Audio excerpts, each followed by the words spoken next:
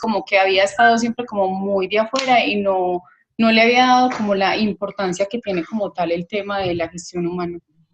Ok, qué bueno, Marjorie, que ese trabajo te sirvió para dimensionar el alcance de un proceso de gestión humana dentro de una organización, que no solamente hacemos parte de asuntos operativos o tácticos, sino también parte de la estrategia, del sostén de la estructura de una organización. Es excelente. ¿Alguien más que nos quiera hablar de sus comentarios, expectativas, lo que ha descubierto esta semana con los temas? No, yo realmente el documento le da a uno como una opinión muy objetiva de lo que es el tema de recursos humanos en una empresa. Pues realmente uno labora para una empresa, pero uno se mete en el rol de lo que uno hace, más no se compromete como con todo lo que conlleva el área de recursos humanos. Entonces es muy entendible este campo y uno cree que eso está muy delimitado, pero eso es un campo con demasiado accionar. Es un campo muy abierto, entonces se aprende mucho, pues del documento se aprendió mucho, muy valioso el aporte.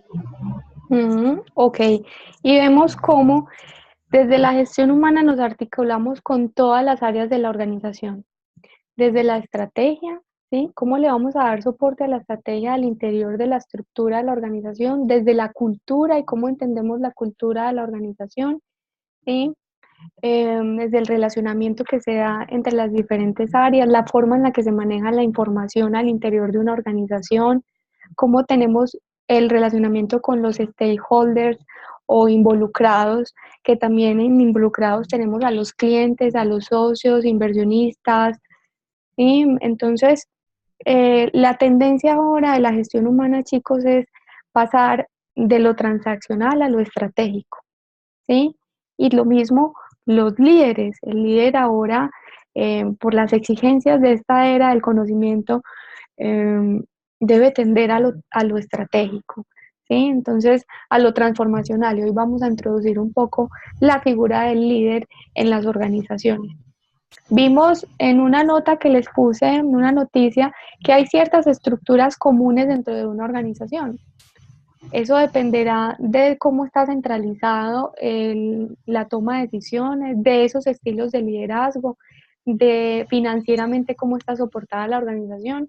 Hay, por ejemplo, estructuras lineales que son rígidas, está centralizada absolutamente la toma de decisiones y jerarquizado por niveles de mando el orden de la compañía. Entonces están los cargos directivos, lo podríamos llamar estratégicos, tácticos y operativos. Entonces están los cargos directivos, los directivos intermedios o coordinadores, dependiendo de cada organización, y los cargos operativos.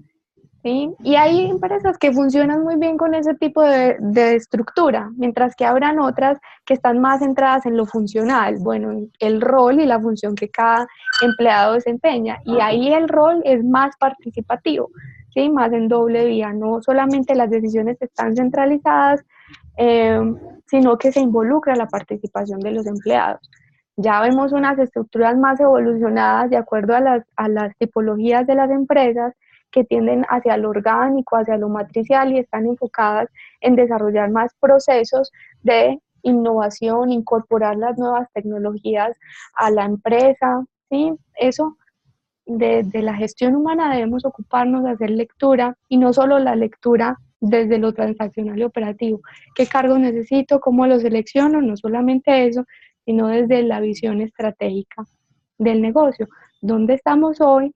¿Hacia dónde nos vamos a dirigir? ¿Qué tipo de empleados queremos que vayan en sintonía con nuestros valores y estructura organizacional, con nuestro propósito y mega organizacional? Entonces, la gestión humana ahí va jugando un rol bien importante. ¿Sí? ¿Les va haciendo sentido, chicos, esto? ¿Sí? Ok. ¿Algún otro comentario? Bueno, en mi caso, profe, a mí me gustó mucho la lectura que se hizo, porque así se enriquece uno más. Quisiera hacerle una pregunta, profe, porque estoy en una organización donde hubo un momento en que eso, lo ha dicho, fue un boom super uno a y todo el mundo estaba súper o sea, era una super asociación número uno. Pero en estos momentos, por cuestiones administrativas, la asociación está, digámoslo así, en un nivel muy bajo. Cuando está en esos niveles bajos, pues yo de pronto como asociada observo y miro que son falencias de la junta directiva. Entonces, no sé si nuevamente se pueda volver a resurgir con ese grupo. Mm. ¿Ustedes qué creen que según lo que está planteando Marta, una organización puede recuperarse luego de un momento de crisis? Hola, buenas noches para todos. Sí, Profe, hola yo creo gente. que un momento de crisis es una oportunidad de mejora. Ujú. En ese momento de crisis nosotros debemos de identificar cuáles fueron los factores que generaron esa crisis y asimismo pues fortalecer esos factores pues para mejorar y potencializar y volver a lanzar con más fuerza el propósito de nuestra organización. Exacto. Por aquí están escribiendo en el chat. Abimael dice, sí, profe, qué bueno que argumentaron un poco más para alimentar esta pregunta que nos hace Marta. ¿Una empresa puede recuperarse luego de un momento de crisis? ¿Sí? Profe, pues yo digo que sí se puede recuperar una empresa luego de un momento de crisis, porque cuando hay cambios, digamos, en una estructura organizacional desde la cúpula, esto también se ve que una empresa puede cambiar. Ejemplo, pues en la empresa que yo trabajo hay cambios en ese momento organizacionales. No llegó pues a la quiebra ni nada, pero de una se nota que es como resurgir la empresa. Entonces Mm, yo creo que pues sí se puede que una organización resurja después de un momento de crisis. Si hay buenos manejos desde la parte tanto administrativa como de recursos humanos, sí se puede volver. ujú.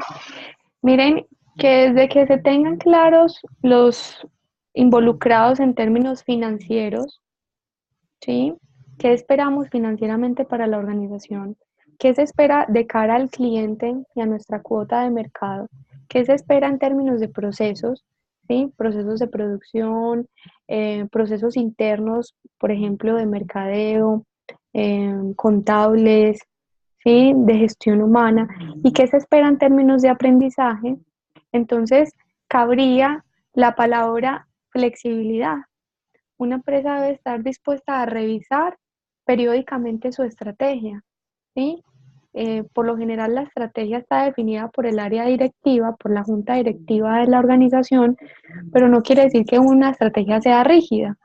Y más en estas épocas de cambio tan rápidas, en donde la competencia cada vez es más alta, la tecnología cada vez llega con más cambios, entonces debe haber siempre una revisión y la revisión de qué hace diferente a la organización frente a la competencia. Pues, si como tú dices, cúpula o la junta directiva está dispuesto a hacer siempre o tener momentos periódicos de revisión estratégica, entonces habrá posibilidad de reinventarse, habrá posibilidad de tomar medidas, de mejorar, de identificar brechas, de reorganizar indicadores, ¿sí? Y en términos de, por ejemplo, de producción o en términos de calidad, revisar qué se está afectando, si el tiempo, si la calidad del servicio o la calidad del producto, si los costos, si es un tema de reducir, aumentar costos, de buscar más eficiencia en el manejo de costos. Pero entonces, siempre y cuando la estrategia se pueda revisar, entonces se pueden reorganizar cosas o asuntos en esas cuatro miradas: lo financiero, de cara al cliente, de cara a los procesos internos y de cara al aprendizaje. O si necesitamos más temas desde capacitación de personal, de motivación interna del personal, trabajar en el clima laboral para el mantenimiento y la retención del personal, porque ustedes saben que el cliente interno es el principal. Cuando ustedes tienen empleados felices o satisfechos con un nivel de satisfacción alto dentro de sus organizaciones, eso se va a ver reflejado ¿En qué? En el cliente externo y en la fidelización del cliente externo. Entonces ahí es donde vamos a ver el retorno de todas las inversiones que se hacen al interior con los empleados.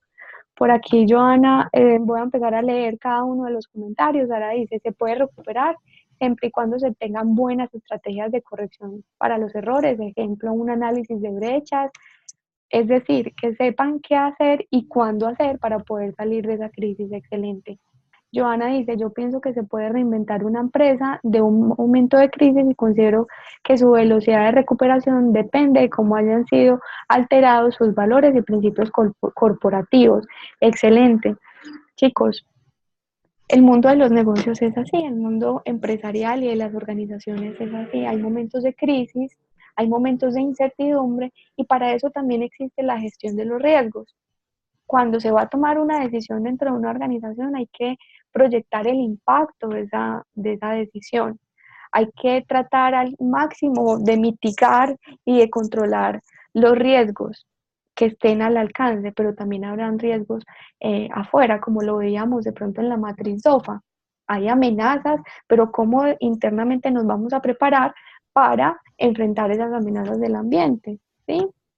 En un momento de ese, dice Oscar, es donde se toman decisiones y se aprecian falencias que desde la gerencia se pudieron haber corregido antes.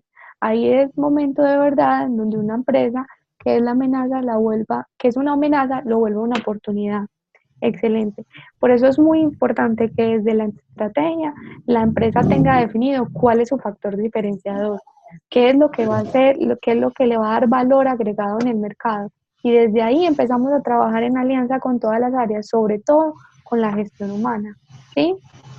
Hasta acá otro comentario antes de que empecemos con el tema. ¿No? Bueno, entonces. Sí, profe. Sí, Una Marta. pregunta pues, tópica, pero vale la pena de Claro pronto que sí, hacer. adelante. Cuando una empresa evalúa a sus empleados cada año, ¿eso sí es bueno para los de recursos humanos? Pregunto yo. Conozco una empresa que solamente lo hace cada año, los evalúan los empleados solo cada año, entonces como que uno queda pensativo porque generalmente ahora lo evalúan a uno muy seguido. Y cuando son Ok. esas cosas así, Bueno, más adelante dentro de los macroprocesos de la gestión humana vamos a ver específicamente evaluación de desempeño, pero te voy introduciendo. Absolutamente dentro de la gestión administrativa deben haber momentos de seguimiento, ¿sí? Deben haber momentos de control. Si de pronto un empleado tiene un plan de desarrollo dentro de la organización, deben haber unos tiempos para revisar cómo se está avanzando o qué ha pasado con ese plan de desarrollo durante el año, ¿sí? ¿Qué ha pasado con ese plan de trabajo en torno a los objetivos, ¿sí? O al plan operativo de cada empleado o de cada área, de acuerdo, o de cada departamento, según cómo esté diseñada la estructura. Entonces es importante definir unos momentos en el año donde se haga seguimiento a la gestión, y esa es una de las competencias claves de los directivos, hacer seguimiento a la gestión grupal y la gestión individual, ¿sí? Para tomar acciones correctivas a tiempo, para tomar decisiones en el momento. Y ya una evaluación al año sería una evaluación total de cómo fue ese desempeño durante ese año. Hay una metodología muy común que es de las más usadas en las empresas, que es la evaluación 360, en donde miramos de acuerdo al perfil, de acuerdo a los descriptores del cargo, de las competencias que definimos. Ahorita vamos a hablar un poco de competencias, de las competencias que se definieron para ese cargo, del nivel de conocimientos que se espera que tenga el empleado, de cómo se ha desempeñado, se ha sentido en la organización personalmente, con su grupo de trabajo, con su líder, con los valores institucionales, y se hace esa evaluación 360. ¿Por qué se llama 360? Porque es una evaluación en la que no solamente hay una dirección de evaluación jefe-empleado, sino que el empleado también evalúa a su jefe y el empleado también se autoevalúa. Entonces, son evaluaciones no para tomar medidas punitivas, ¿sí? O sancionatorias o medidas, digamos, dictatoriales, sino para buscar acciones de mejora. Y me dan, bueno, ¿con qué compromisos, con qué acciones de mejora quedamos para el año siguiente? ¿Sí? Y si es necesario fortalecer más el tema de capacitación o fortalecer el tema de competencias o dejar claros unos plazos para mejorar aspectos que ustedes saben que con las personas se dan al interior de las empresas. Pero es sano que al final del año haya una evaluación, si es una evaluación con esas características, por ejemplo. ¿Te voy siendo clara, Marta? ¿Sí? Sí, profe, sí, está muy clara su explicación. Gracias, profe. Ok, excelente. Entonces, hoy vamos a introducir, o más bien a fortalecer, porque ustedes ya han visto en los temas de esta semana, estos apartados, porque quiero detenerme un poco en qué es la gestión por competencias y en los estilos de liderazgo. Más porque el trabajo siguiente, a partir de la película, va a ser sobre el liderazgo, ¿sí? Entonces, les voy a compartir una presentación para que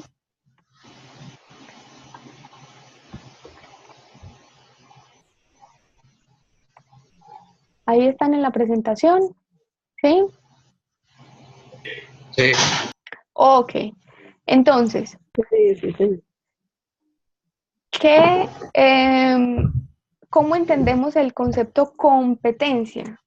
El concepto competencia es un constructo que está basado en 3 ejes básicos: en el saber hacer y en el querer hacer. O sea que vayan enganchando eso con los procesos de selección, con el diseño de cargos, con el diseño de evaluaciones. Entonces es una mirada más integral y completa del ser humano dentro de la organización, centrada en su potencial y centrada en su capacidad de desarrollarse desde lo que sabe, desde lo que sabe hacer y desde lo que lo motiva, ¿sí? Eso por allá lo dijo un señor de apellido Ortol. Ustedes van a encontrar todas estas referencias bibliográficas en el principal libro de guía de este núcleo, que es el de Macroprocesos en la Gestión Humana, de García Solarte, ¿sí? Y no solamente nos dicen saber hacer y querer hacer, sino en un contexto específico. Y la capacidad de, cuando se aprende a hacer en ese contexto específico, se lleve a otros contextos en los que se enfrente a una situación similar. Entonces, por ejemplo, ¿cómo aprende una persona a hablar en público? Pues hablando en público, ¿no es cierto? ¿Y cómo va a desarrollar esa habilidad? Enfrentándose recurrentemente a situaciones en las que deba hablar en público, pero también lo debe motivar a hablar en público y también debe tener conocimientos de lo que va a hablar en público y de pronto conocimientos sobre cómo hablar en público. Miren que ahí se está gestando y se está desarrollando una competencia porque tiene esos 3 componentes: el saber hacer y el querer hacer en un contexto específico.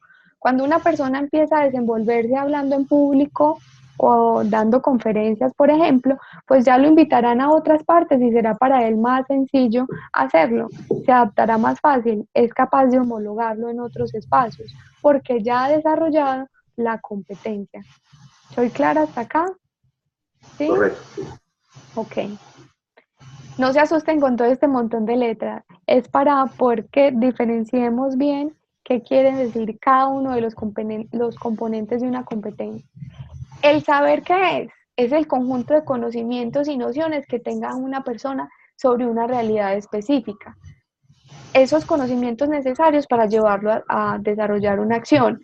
Por ejemplo, necesitamos contratar un ingeniero mecánico que nos ayude en el diseño de unas máquinas para mejorar, digamos, la eficiencia de una planta de producción. Dentro de sus competencias esperamos que sepa conceptos básicos de diseño en mecánica, ¿sí? Que sepa, que tenga conocimientos de diseño. Entonces ahí va el tema de el saber. Por ahí alguien levantó una mano. Sí, le doy la palabra. ¿Quién levantó la mano? ¿No? Ok. No, profe, era yo, pero estoy aquí mirando y analizando otras cosas mientras ustedes van hablando. Listo, súper. Querer hacer, chicos, el conocimiento solito no se puede dejar. Debe haber una conexión con la motivación. Entonces, el querer hacer está relacionado directamente con las actitudes y es precisamente al actuar en donde se producen resultados y eso genera unas satisfacciones, eso genera un efecto en la emoción de la persona, ¿sí? Entonces, no solamente que saber, sino querer hacer, y eso está directamente ligado con las motivaciones del individuo y la actitud para actuar. Y ahora viene el saber hacer. ¿Cómo yo combino o integro el saber y el querer hacer en un contexto específico con un conjunto de habilidades? Sigamos con el ejemplo. ¿Qué habilidades tendrá o deberá tener una persona para expresarse bien en público? ¿Cuáles habilidades creen? Tono de la voz, Manejo y tono de la voz, eso sería una habilidad. pronunciación, Pronunciación o modulación, excelente. ¿Qué otras habilidades deberá tener esta persona? Seguridad. Saber, Conocer el tema que va a exponer. Eso sería dentro del saber, conocer sí, el tema que va a exponer. saber, ok. saber escucharse, es importante saber escucharse a uno mismo. Eso también sería Cuando una está hablando en habilidad, público y Tener como, qué pena más, ¿sí? tener como un buen léxico, para saber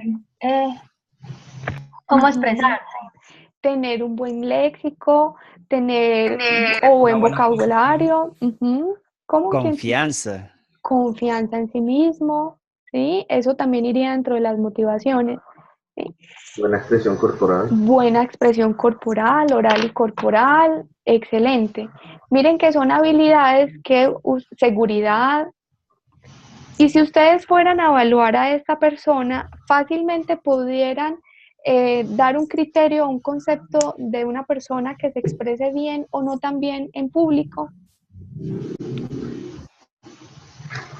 ¿Sí? De acuerdo a todo lo que están diciendo, ¿se podría evaluar una persona por su capacidad de hablar en público? Claro, profe, sí. Claro, Sí, claro. evidentemente, porque estamos observando comportamientos. Entonces, finalmente, una competencia se ve reflejada en comportamientos. Entonces, ahí viene la labor de la gestión humana. ¿Qué comportamientos queremos que tenga y desarrolle un empleado dentro de la organización? Y ustedes cuando van a evaluar a un empleado, cuando van a estar en un momento de evaluación, ojo con esto, se evalúan los comportamientos, ¿sí? Lo que es observable, lo que es medible, lo que yo puedo cuantificar, ¿sí? Entonces una competencia finalmente, esa integración del saber, del querer hacer y del saber hacer se ve reflejada en comportamientos.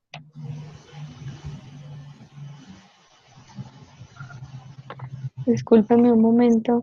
Ok. Aquí algunas definiciones rápidamente en la literatura que encontramos de qué es una competencia, pero vamos a ver que todo está muy relacionado con esta primera definición. Conjuntos de conocimientos, habilidades, disposiciones y conductas, miren que también tiene esa terna, habilidades, disposiciones y conductas que posee una persona que le permiten la realización exitosa de una actividad. Otra vez volvemos, que se ve reflejado en un comportamiento. Una característica subyacente de un individuo que está casualmente relacionada con un rendimiento efectivo o superior en una situación de trabajo. Finalmente, ¿por qué es necesario diseñar cargos, seleccionar, desarrollar o identificar el potencial desde las competencias? Porque el desarrollo de competencias nos puede ayudar a que el personal tenga cada vez un rendimiento superior o sea más eficiente en su lugar de trabajo, ¿sí? Las competencias son comportamientos, miren, que algunas personas dominan mejor que otras, ¿sí? Y que las hacen más eficientes en una determinada situación. Por otro lado nos dicen aptitud, cualidad que hace que la persona sea apta para un fin y características de la personalidad definidas en comportamientos que desempeñan que generan un desempeño exitoso en un puesto de trabajo. Esta última autora, Marta Alves, por ahí también la tienen referenciada en los contenidos del núcleo, desarrolla muy bien la teoría de competencias y tiene un diccionario incluso de competencias con descriptores de los comportamientos. Por si ustedes en algún momento, ya lo vamos a ver más adelante, pero en sus trabajos deben estar directamente relacionados con la descripción de cargos, con el análisis de cargos, con la evaluación de un empleado. Entonces, tengan nociones básicas de las competencias, ¿sí? Entonces, si quieren, busquen a Marta Ales, yo por ahí les voy a estar enviando más cositas de ella, más información, porque es una autora actual de donde podemos extraer información bien interesante sobre las competencias. Hasta acá, claro, el concepto de competencia. ¿Sí? Bueno, entonces, aquí básicamente hay dos tipos de competencias que identificamos competencias organizacionales, qué es lo que esperamos que compartan nuestros empleados desde el ser, desde esas motivaciones, desde lo que saben, y específicas desde el saber hacer, porque de acuerdo a la estructura organizacional, al tipo de negocio, pues necesitaremos unos saberes más específicos que otros, unos saberes hacer más específicos que otros o diferentes en diferentes áreas, que eso va a enriquecer la gestión de la organización. Ahora, rápidamente, antes de que veamos las ventajas de este modelo, cada uno, tenemos tiempo, vamos súper bien, sí. Cada uno, de acuerdo al rol que desempeña hoy, identifique cuáles competencias considera que tiene más desarrolladas hoy, por lo que ha vivido y experimentado y por lo que ha tenido que enfrentar en su trabajo. ¿Qué competencias hoy cada uno tiene muy desarrolladas y cuáles consideran que deberían desarrollar más? Entonces, por lo menos 3 y 3 máximo, pues para que no sea muy largo el ejercicio, pero en un momentico cada uno identifique qué competencias tienen muy fuerte y muy desarrolladas hoy y cuáles creen que están susceptibles de seguir mejorando o desarrollando.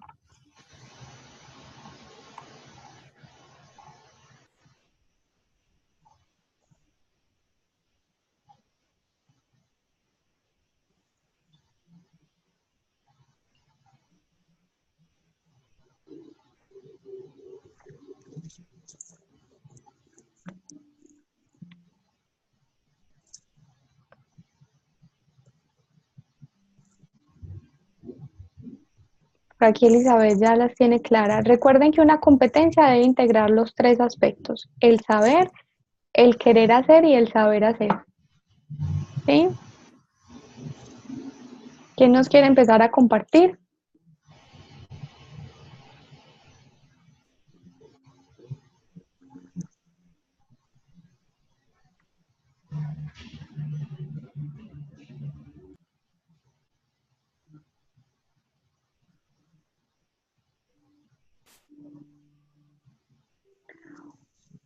Ok, Marta, detengámonos un poquito ahí. Valor sería un atributo, ¿sí? Acuérdate que la competencia está excelente, que tú tengas muy bien alineados tus valores con tus acciones y eso debe atravesar todas las competencias, todas. La orientación al logro, la flexibilidad, el liderazgo. Los valores, digamos que son atributos inherentes al hombre, ¿sí? Que deben atravesar todo su hacer. Entonces, más que una competencia, es un atributo que hace parte de tu ser, ¿sí?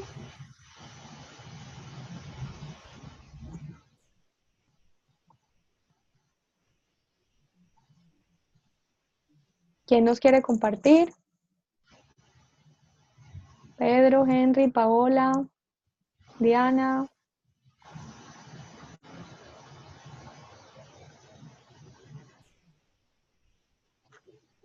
Bueno, Profe, mucho silencio, vamos a ver.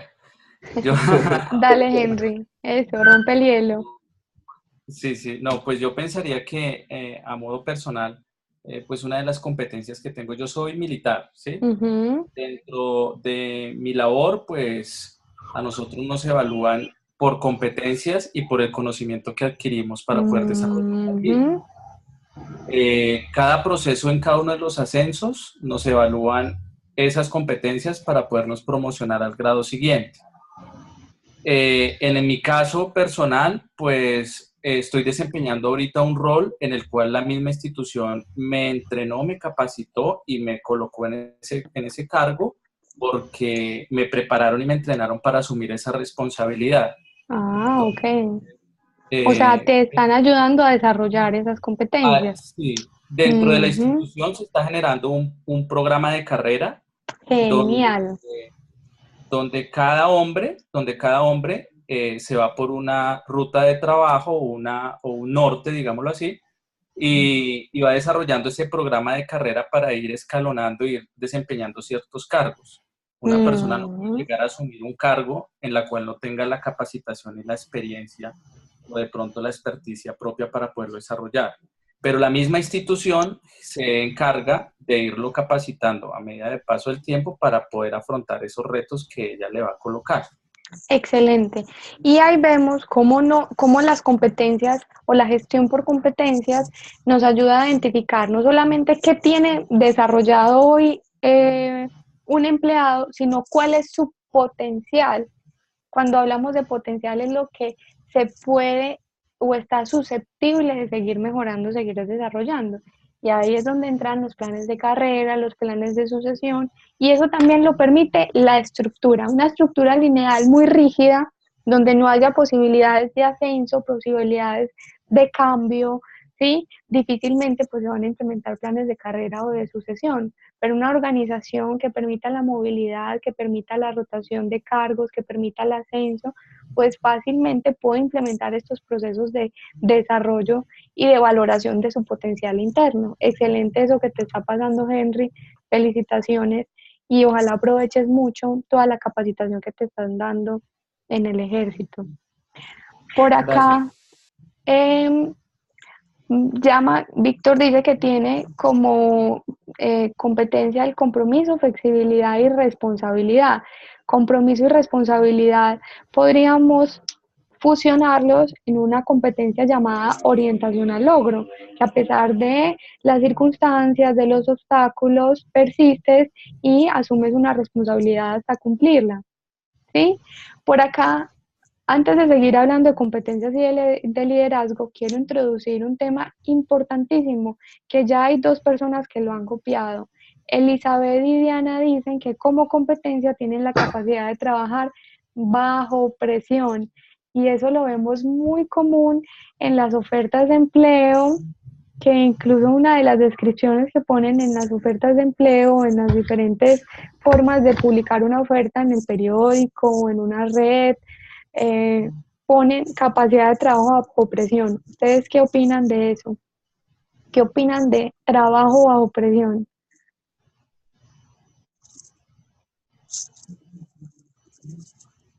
No, porque a mí sí realmente no me gusta trabajar en bajo presión, que hay que estar todo el día con el jefe encima. No. O sea, yo lo que me parece la no sé si estoy equivocada, pero cuando yo tengo el jefe encima es como que hay una limitante. En cambio, cuando uno está solo o con los demás compañeros, como que uno se expresa más fácil y hace las cosas más fáciles. No sé si voy bien por ese lado, por esa situación. Porque Ok, o sea, ¿no te gusta estar todo el tiempo vigilada por un jefe? Eso en teoría se llama micromanager, cuando hay un exceso de direccionamiento, hay un exceso de supervisión, ¿sí? Eder. Profe, pues mira, yo trabajo en Tigo Une. Yo soy Ujú. ejecutivo de cuenta y ejerzo la labor hace como 8 años en la compañía. Sí. Trabajar bajo presión, yo creo que es el pan de día a día de nosotros, pues porque es una empresa de telecomunicaciones y es ventas, ¿cierto? El sustento de la Mm. empresa es ventas. Entonces creo que trabajar bajo presión lo hacemos todos los días. indirecta o directamente. Entonces, usted está contratado en una empresa para ejercer una labor. Si no la desempeña bien, pues otro la hará, otro lo hace, ¿cierto?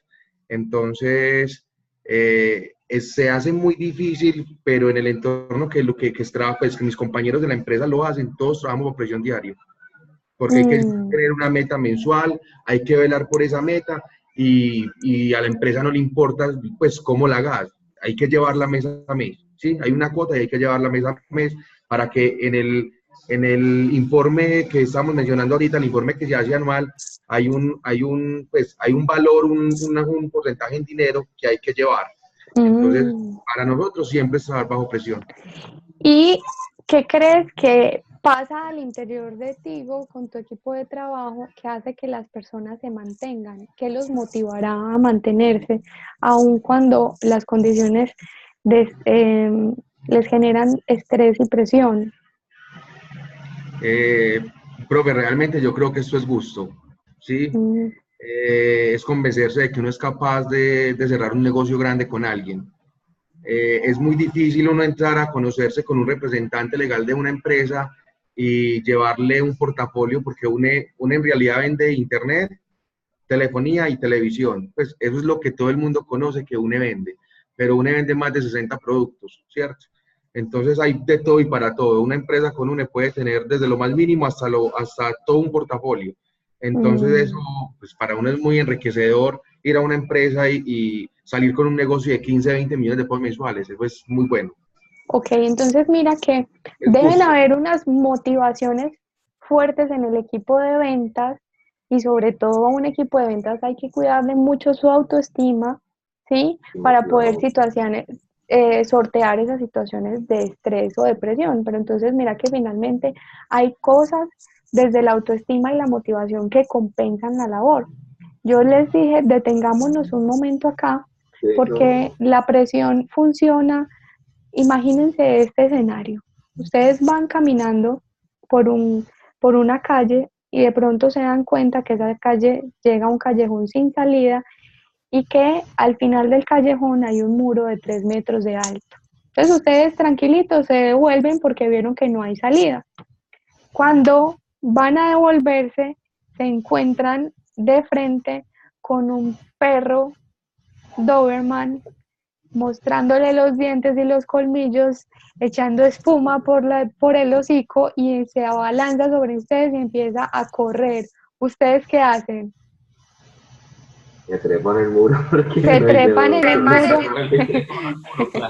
Exacto, se suben el muro como sea y pasan el muro, así tenga 3 metros como sea, lo pasan, ¿sí?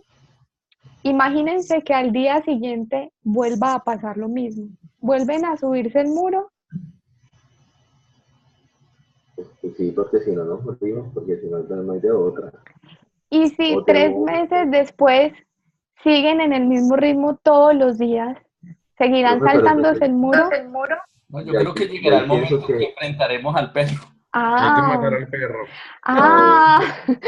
Exacto, es que ese es el trabajo. Es eso que yo creo que va más como motivación. Yo digo que también en algún momento, digo que en algún momento, pues, si uno ve que la situación se vuelve muy repetitiva, uno también va a buscar la forma de solucionarlo, porque uno ya va a saber que al otro día va a estar el perro, entonces uno ya va a estar más preparado y ya va a saber que no todos los días va a poder saltar el muro, pero va a tener una estrategia para poder hacer, pues para poder salvarse del perro el otro día.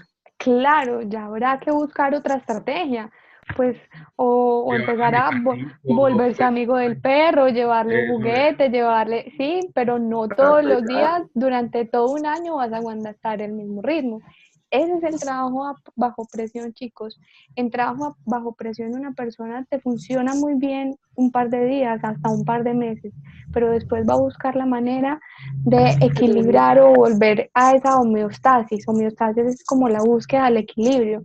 Va a tratar de buscar otra vez estar en una frecuencia cerebral más baja, más tranquila, entonces va a empezar a evadir el trabajo, o a volverse más lento, a ralentar su rendimiento. Por eso habrá que compensar con la motivación, con el bienestar, con la satisfacción laboral. Entonces, a Elizabeth, a Marjorie, los invito que más que un atributo sea trabajar bajo presión, pues transformémoslo en la competencia de manejo emocional. Tienen un manejo emocional alto, porque ante situaciones adversas logran mantener el control y la calma. ¿Les hace más sentido eso? Decir que tienen un alto manejo emocional ante situaciones, no quiere decir que todo el tiempo estén en un estado de alerta, ¿sí? Porque imagínense todo el tiempo en estado de alerta, el organismo se enferma, empiezan a haber riesgos psicológicos, riesgos físicos, ¿sí? Somatizaciones de pronto. Entonces, más que trabajo bajo presión sería la capacidad de manejar sus emociones ante situaciones de estrés o ante situaciones difíciles. ¿Sí les hace más sentido eso? Pero fíjate, profesora, que por ejemplo en empresas pues tampoco te capacitan en el manejo de las emociones, porque igual a la empresa X o Y, por ejemplo, o en el ejército, no sé quién más trabaja, lo que he visto hasta ahora, siempre, o sea, por ejemplo, yo trabajo también en ventas, también tienes una presión, y o amas lo que tienes, lo que haces, porque además te pueden enfrentar ante el perro, pero para enfrentarte ante el perro tienes que tener amor, porque tienes que generar estrategias de cierta forma, poder sacártelo del camino, poder esquivarlo, pero que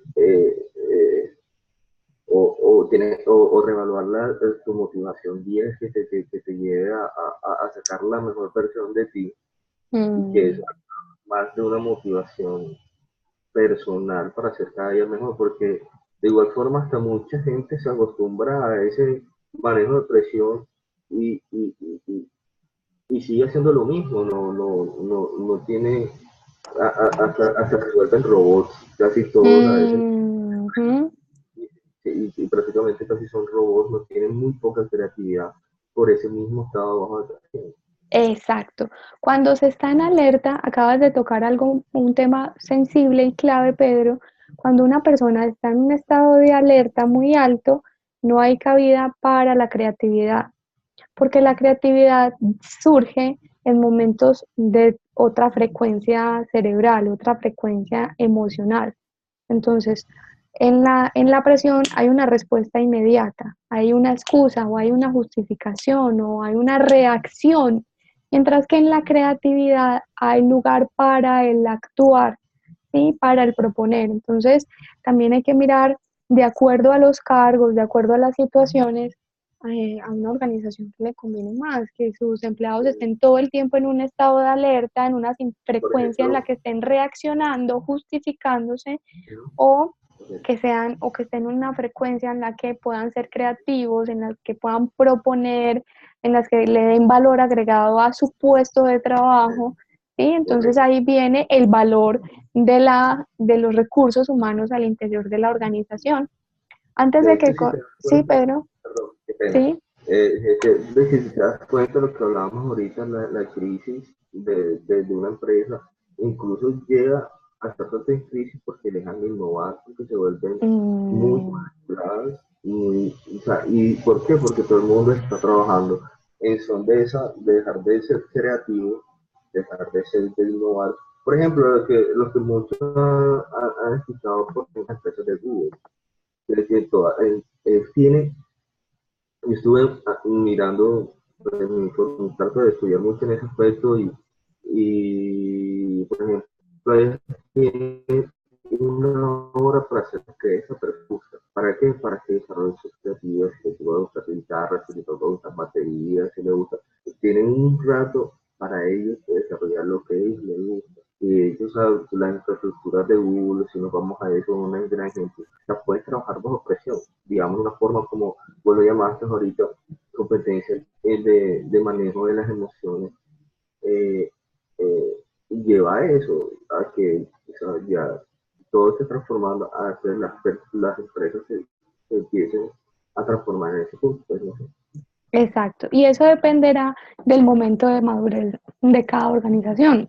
Perdón, Google hace un soporte en instalaciones muy atractivo para sus empleados, para que ellos quieran permanecer en la organización, para que ellos estén a gusto a pesar de sus cargas laborales. Entonces, generan desde las instalaciones espacios para que simbólicamente empiecen a hacer conexiones con la empresa y se sientan satisfechos al interior y motivados. Esa es una estrategia de Google. Voy a pasar nuevamente a la presentación porque me interesa que también complementemos el tema del liderazgo, porque recuerden que el entregable siguiente es el trabajo de liderazgo a partir de la película Coach Carter y del libro referenciado de Miquel Porret, y que ahí están, en la actividad están descritos los 3 elementos, ¿ok? Entonces, no vamos a leer este cuento, yo se los voy a subir a la plataforma por noticias para que lo lean, y este caso también, este caso de análisis. Y vamos a pasar a la teoría. Entonces, un líder se sitúa en una posición de protagonista. El víctima en la empresa siempre deja todo el control afuera. ¿Por qué llegaste tarde? Ah, porque había un taco enorme. El protagonista, ¿cómo respondería? ¿Por qué llegaste tarde? Pues porque no salí a tiempo de mi casa. El víctima, ¿cómo diría si algo se quiebra? Ah, se quebró el florero. El protagonista, ¿cómo diría? Quebré el florero, ¿cierto? El protagonista se empodera, el protagonista asume su responsabilidad, habla en primera persona. El víctima dice, ah, no rendimos porque la información no llegó a tiempo. El protagonista asume los errores y dice, la próxima vez vamos a hacer una mejor planeación en los tiempos, en el manejo de los tiempos. ¿Sí? La palabra líder viene del vocablo inglés leader, que significa conducir, guiar, dirigir. Líder es aquel que es capaz, ojo con esto, de influir sobre los otros. Tiene capacidad de convencer a otros y es carismático. ¿Quién valida la postura de un líder? El grupo. Cuando el grupo está convencido de que esa persona es un referente para ellos. Hay 2 tendencias de líderes. El líder del siglo XX era más transaccional, enfocado al hacer hoy. Se cumple, no se cumple. Se hace, no se hace. Se logran los objetivos, no se logran. El líder transformacional está orientado hacia el futuro, hacia las metas en el futuro, hacia el propósito y guía desde la motivación a su equipo hacia ese propósito. Entonces volvemos a lo mismo, el líder ejerce influencia sobre el comportamiento. Recuerden que en las organizaciones, en la gestión por competencias, hablamos de comportamientos, que es lo que podemos observar. Está claramente orientado al logro. El líder no desfallece ante la primera obstáculo, la primera dificultad, sino que persiste y tiene clara su meta y hace que su equipo de trabajo también la alcance, y ejerce una actividad motivadora. Básicamente, esas son las funciones de un líder. En el libro de Miquel Porret hay muchas definiciones de liderazgo, tipologías de liderazgo que él retoma, pero quiero que revisemos las más comunes que él nombra a partir de este autor, Kurt Lewin, y son la autocrática, es en una estructura rígida, lineal, en donde las decisiones están centralizadas, no hay participación de los empleados, el líder es quien toma las decisiones y reacciona de forma inmediata. No hay una participación en doble vía, sino unidireccional. ¿Qué ventajas tiene este liderazgo? Pues que permite resolver problemas rápido, que las decisiones se pueden tomar rápido dependiendo de la estructura de una empresa. ¿Y qué desventajas? Pues que no genera la colaboración, la participación del personal, que puede haber desmotivaciones y que se puede caer en un esquema demasiado rígido en donde no se tenga donde no se tenga contemplada la participación de los empleados. Está la tipología participativa, ahí sí es en doble vía, o participativa o democrática, en donde el empleado tiene la capacidad de proponer, de dar su punto de vista, de sugerir para la toma de decisiones, entonces van doble vía, líder, empleado, empleado, líder. La permisiva, aquí en la permisiva, el líder delega completamente el control, ¿sí? El líder da las instrucciones, motiva, ¿sí? Pero el control lo pone afuera en su equipo de trabajo. ¿Qué desventajas pueden haber en la permisiva? Pues que se descentraliza la toma de decisiones y pueden demorarse los procesos, pueden desarticularse los procesos. La paternalista está más enfocada a la protección de los empleados, ¿sí? A cuidar el personal, entonces es una combinación como entre participativa, permisiva, pero está enfocada a motivar al personal desde la protección y desde el cuidado. Entonces, como desventaja podríamos encontrar que el empleado se vuelve altamente dependiente del líder, ¿sí? Correcto. Con estas definiciones, grosso modo y rápidamente, ¿cuál creen que sea la más sana o el liderazgo más sano para una organización? Participativo. Excelente. El liderazgo participativo podría ser el tipo de liderazgo más sano de una organización, en donde todavía hay control, hay un esquema identificable de los roles y de la toma de decisiones, pero hay una participación de todos los actores. Hay una democracia, el empleado se siente parte de, se siente propositivo, se siente creativo y eso puede aumentar directamente los niveles de motivación al interior de la empresa. Y hay una teoría muy interesante espero que la busquen también en el libro de Porret, y es la teoría X y Y de MacGregor. Este señor más o menos después de la Segunda Guerra Mundial empezó a decir, venga, es que en el direccionamiento de personas yo he visto que hay dos tendencias, la tendencia X y la tendencia Y.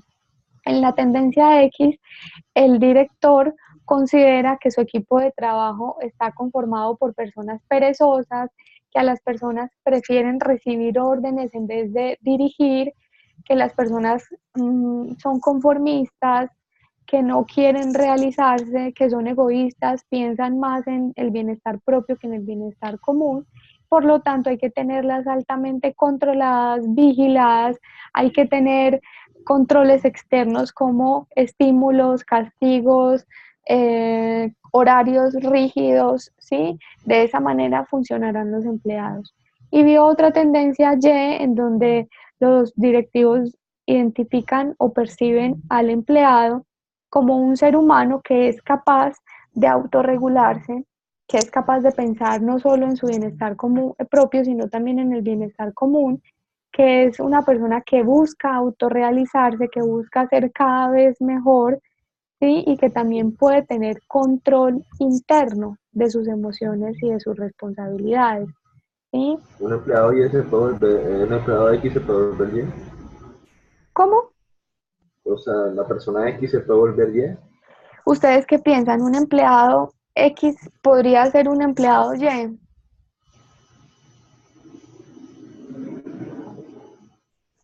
Profe, pues yo pienso, la teoría X de lo que he leído no es que se basa más como yo trabajo por el dinero y la Y como por cumplir como los objetivos. Exacto. En la teoría X están orientados a me van a pagar, tengo una remuneración, ¿sí? Y en las Y estamos más orientados al logro, a la satisfacción, al cumplimiento de objetivos. ¿Ustedes creen que un líder transformacional puede llegar a inspirar a un grupo de personas que han estado acostumbradas a trabajar bajo la teoría X? Sí, sí, todo depende de cómo el líder le influya pues, al subordinado, cómo cambiarle el modo de pensar. Y si empezamos a identificar en esas personas sus habilidades y sus potencialidades en la gestión por competencias, y empezamos a ver para qué son buenos hoy y qué podemos trabajar con esas personas hoy para que sean mejores mañana, ¿sí? Desde esa postura, entonces se podría pasar de una empresa totalmente X a una empresa Y. Hay empresas X que funcionan así, por ejemplo, en el sector textil, pero van a ver ustedes internamente qué pasa en esas empresas. Hay una alta rotación de personal, fácilmente se desmotiva, ¿sí? Entonces, más que estar polarizados en una o en otra, pues es buscar una integración en punto medio, que cada uno vaya encontrando las ventajas y las bondades y qué estilo de liderazgo quiere ejercer dentro de una organización de acuerdo a las características de esa organización. En una visión empresarial, el líder debe poseer las dos tareas, exacto. Ni ser demasiado permisivo, es decir, la persona solita se controla, sino también ejercer procesos de supervisión, de seguimiento a la gestión, de control y al mismo tiempo acompañar al otro desde la motivación, desde su deseo de autorrealizarse, percibiéndolo como una persona que tiene un sentido en su vida. Excelente ese aporte, Johanna. No es polarizarse en una u otra, sino encontrar el equilibrio. Muy bien. Espérenme un segundo aquí. Chicos, yo creo que ya no me da tiempo. Quería que revisáramos un poco las normas APA, pero también se las voy a subir en los recursos de la semana de esta semana para que tengan más referentes desde cómo se cita, cómo organizar la bibliografía en las normas APA, cómo hacer la portada de un trabajo para sus futuros entregas. Yo sé que hoy ya hicieron un acercamiento a las normas APA con el trabajo que subieron a la plataforma. Recuerden, quienes no lo han subido, hasta las 11:55 tienen plazo. No esperen a las 11:55 para subirlo porque de pronto puede fallar algo, pero hasta esa hora está abierto el plazo. Y los invito a que empiecen desde ya con sus equipos de trabajo a leer el trabajo de aplicación, porque ya creo que para el 14 de febrero tenemos la primera entrega del trabajo de aplicación, que lo basamos en el objetivo 8 de los ODS, que procura el trabajo digno en 3 contextos. Cada equipo debe elegir un contexto. Si en la realidad lo que está pasando con los inmigrantes o los migrantes hoy en el país, si desde la seguridad y salud en el trabajo o si desde los derechos del empleado o del trabajador. Cada equipo debe elegir uno de esos 3 contextos para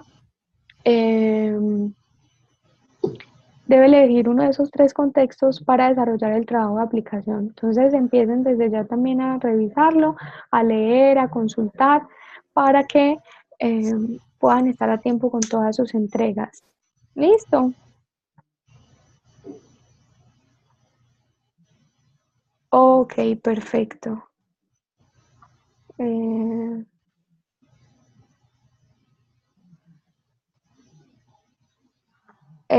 Hacer un chat con Pedro Medina sería muy chévere. Si puedes agendar una cita con él y le indicamos cómo descarga Zoom. Y si quieren, preparamos, si confirmas la fecha, Marta, con Pedro, podemos preparar una entrevista para él. Puede ser una entrevista mixta en donde tengamos unas preguntas claras que queramos hacerle desde la gestión humana y entrevistarlo en la videoconferencia. Excelente, me parece una buena propuesta. ¿Sí? Chicos, antes de cerrar el video chat o la videoconferencia, ¿tienen alguna pregunta? Profe, yo sí, con respecto al trabajo. Yo que lo hice solo, la nota me queda solo, ¿eso cómo funcionaría?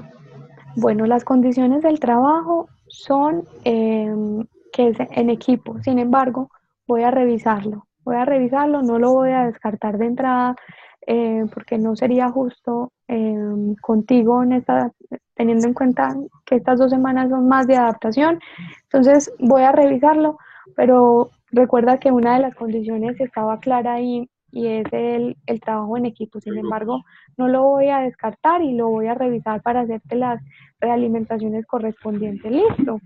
Muchas gracias, profe. Ok, pues, dale. créeme que no fue porque no quise conseguir, pues no había nadie, todo el mundo ya tenía grupo. Ok, pues entonces ya sabes que estás ahí con Pedro, y si hay alguna sí. otra persona en este momento que no tenga grupo.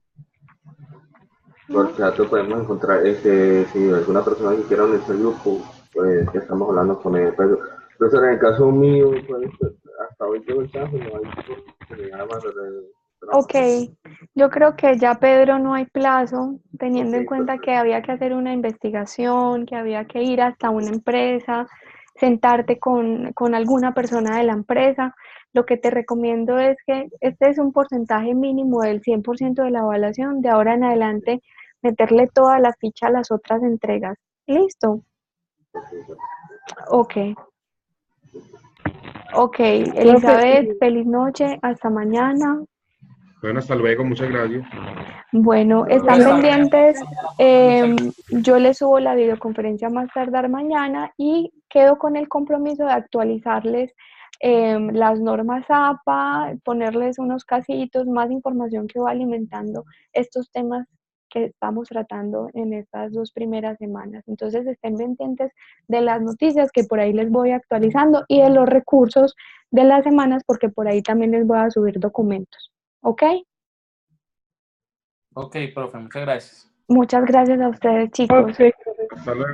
Que estén muy bien, profe. Gracias. Que tengan una feliz noche. Hasta luego. Chao, chao.